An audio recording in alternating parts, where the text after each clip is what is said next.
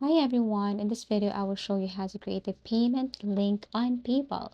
So actually, once you're logged into your PayPal, you have your option right here. There is this PayPal.me where all you need to do is to click this one and then copy the link, and all you have to do is to send this to someone. They will send the money. They just have to paste this link right here and then send you the money.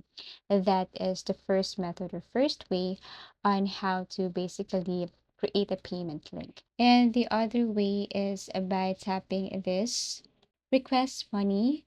All you need to do here is to enter that email address of that person that you want to request a payment.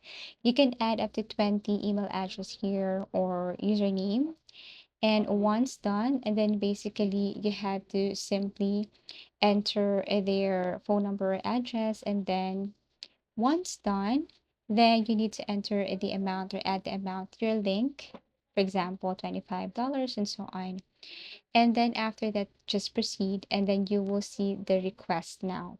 You can send your PayPal.me link or payment request via email, messenger, social media, text message. So for use request payment feature, you can request from one person to 20. You can add number after your link, and then you can copy link and send via chat or post easily. Thank you for watching and see you again in our next video tutorials.